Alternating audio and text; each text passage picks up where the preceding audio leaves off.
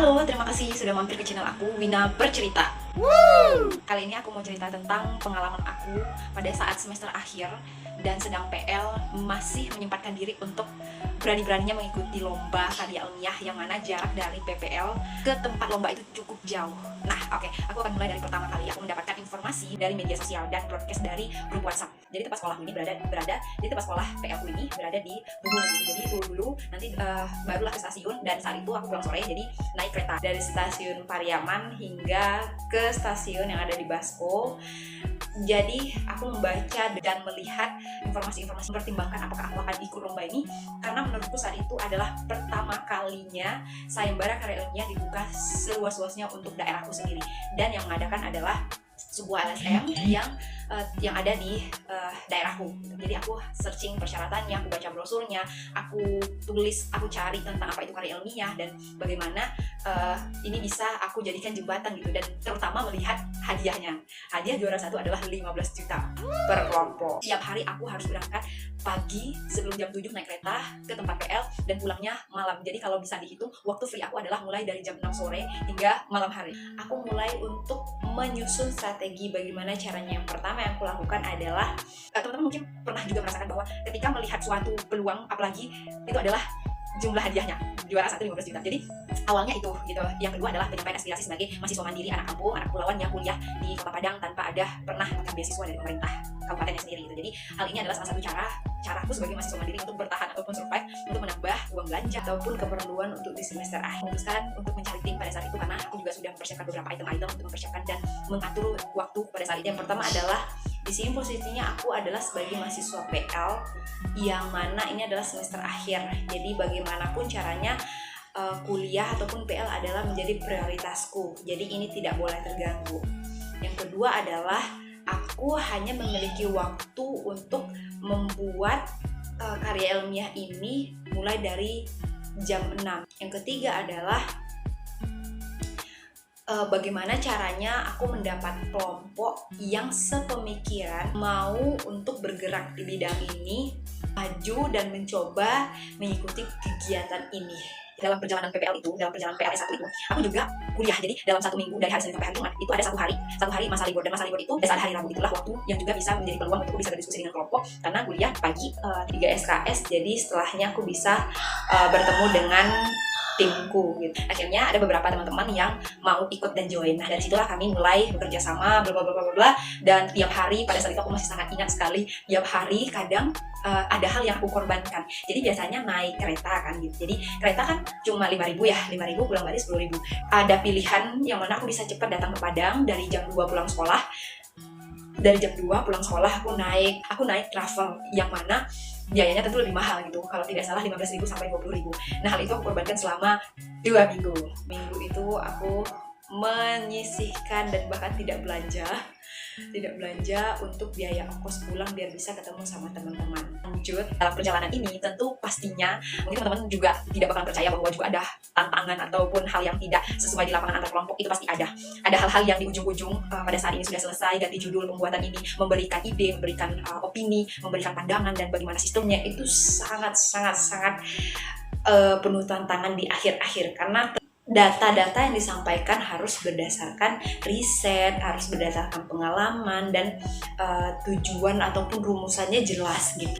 Namun kami bisa melewati hal itu H-2 untuk tahapan presentasi pertama. Jadi ada beberapa tahap. Jadi setelah proposal ini dibuat, kami akan kumpulkan ke email, lalu akan dipresentasikan tahap pertama. Nah, tahap pertama di situ adalah tahap penentuan untuk masuk babak selanjutnya. Lalu akan diambil, dan dari presentasi pertama diambil 10 besar yang akan bisa presentasi ke hari H gitu. Kami memakai baju hitam putih. Waktu itu lokasinya di salah satu bank yang ada di Kota Padang dekat Pasaraya, pakai aula Bank Mandiri kalau nggak salah. Di lingkungan itu ternyata sudah banyak kelompok-kelompok lain yang sekampung denganku. Ya, kami pasti saling bertegur sapa, ada yang berfoto, tunggu antrian. Jadi kami antrian untuk masuk ke dalam. Terpanggillah kelompokku untuk datang ke ruangan. Tentu pada saat itu aku sebagai mahasiswa yang sangat belum pernah berbicara di depan orang besar seperti yang ada di depan pada saat itu, yang masih belum kenal gitu dari LSM, dan biasanya cuma bermodalkan presentasi yang ada di kelas saja pada saat kuliah, karena ini tujuannya berbeda gitu kan. Nah, duduk berlingkar di antara, ada jurinya di depan, ada 3 orang, dan kami yang ada di depannya di bagian sebelah itu duduk dan secara berjajaran 5 orang gitu. Langsung saja pada saat itu diizinkan untuk presentasi. Nah, pada saat itu ternyata ditawarkan cara presentasi, apakah presentasinya mau sendiri, apakah mau cara bergantian. Teman ternyata lebih prefer sendiri saja gitu. Setelah paparan selesai, tanya jawab dari ketiga juri itu, kami bisa menjawabnya dengan baik, ditanya lalu dijawab secara ilmiah, dan secara menurutku itu sangat yang terbaik pernah aku lakukan bersama tim pada saat itu. Dengan penuh harapan dan sangat-sangat bahagia, kami selesai dengan apresiasi dari jurinya atau panitianya. Lalu kami keluar, dan pada saat itu hanya mengingat bahwa pokoknya ini sudah kita berikan yang terbaik, bahwa bagaimana hasilnya kita serahkan kepada juri yang telah memberikan penilaian. Kehidupanku berjalan normal kembali, PL, Padang, nanti kadang juga kuliah, dan berjalan seperti biasanya. Beberapa hari setelah itu aku ditelepon sama panitianya. Beliau telepon kan, gitu kan, padahal lagi nunggu jam duduk di teras sekolah gitu. Telepon gitu sama beliau gitu. Halo Bina gitu, kamu lagi di mana? Ya jujur aja lagi di sekolah di Pariaman Bu gitu. Terus beliau bilang, kamu bisa nggak datang ke Padang, ke tempat kita? Bisa nggak datang dengan kelompoknya, datang ke tempat kita? Itu oke, baik Bu gitu, cuman agak sorean Bu karena di sini hujan gitu kan.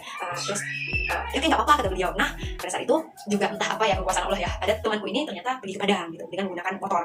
Nah, aku nebeng sama temanku dan bisa sampai ke tempat penginapan dengan selamat, walaupun saat itu aku dalam keadaan kuyup. Ya pakai mantel tapi aku kuyup juga gitu kan. Karena dari Pariaman ke Padang tuh. Dan ternyata tim kita tuh disuruh untuk kalian mampu tidak presentasi yang kemarin itu selama 10 menit. Aku pada saat itu nggak tahu tujuannya apa gitu. Jadi disuruh saja, ya udah dilatih. Beberapa sejam 2 jam di sana. Kemudian aku balik ke kos lagi dan mulai.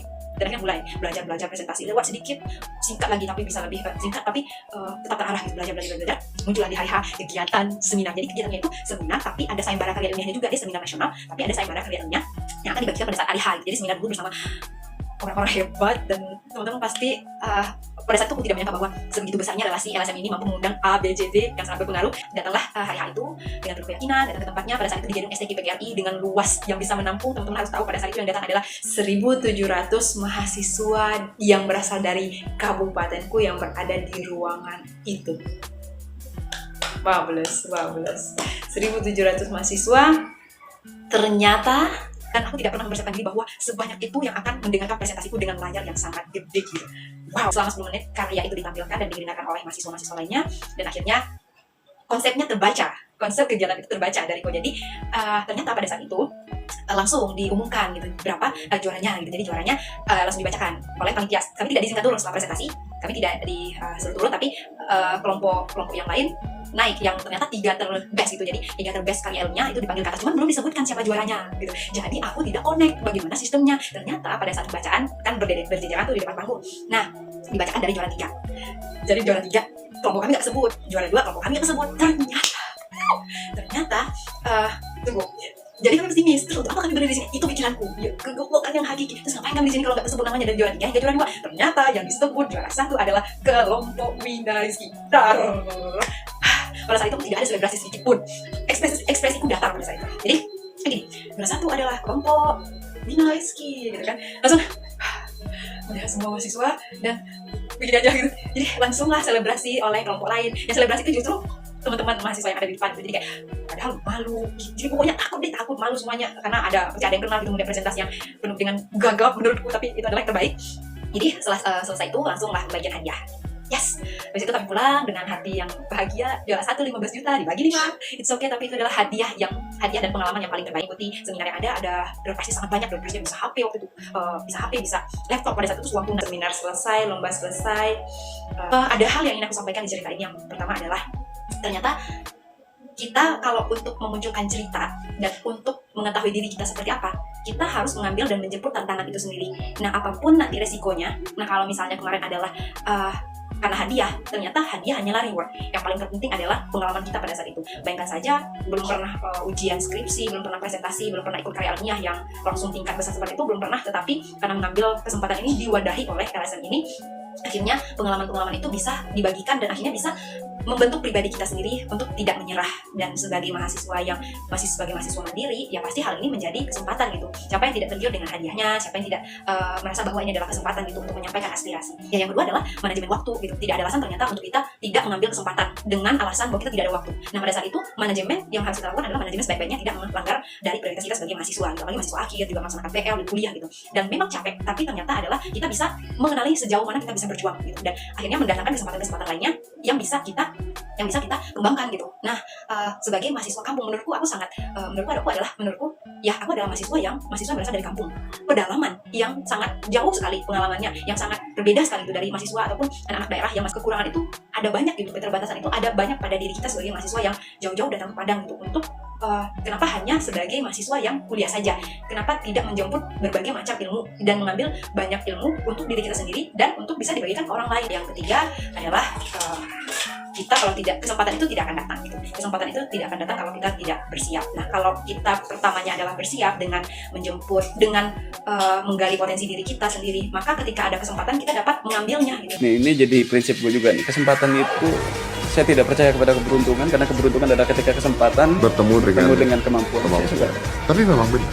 Dan saya sepakat itu. Memang benar. Nggak ada yang namanya keberuntungan. Kemampuan bisa diasah, kesempatan bisa dicari. Jadi keberuntungan itu pada dasarnya bisa diciptakan. Betul sekali. Tidak ada alasan untuk kita yang dari kampung mau tidak memandang suku, ras, agama ataupun latar belakang, sedangkan mahasiswa mandiri ini saja masih bisa bertahan ikuti kegiatan-kegiatan yang rasanya ini bukan hanya untuk menjemput contoh hadiahnya saja, tapi menjemput pengalaman itu sangat penting gitu untuk diri kita sebagai anak yang bertumbuh, mengambil pengalaman, explore pada saat itu yang langkah pertama kita, batu loncatan pertama kita untuk bisa mengenali diri kita seperti apa nantinya dan bagaimana cara kita bermanfaat untuk orang lain. Itu saja cerita pada kali ini. Nanti kita akan cerita di hal-hal random lainnya sebagai mahasiswa yang growth, ingin tumbuh dengan sebaik-baiknya meskipun akan banyak terbenturnya, tapi nanti kita akan sama-sama untuk terbentuk. Baik, thank you so much. Sampai ketemu di cerita selanjutnya. Bye-bye.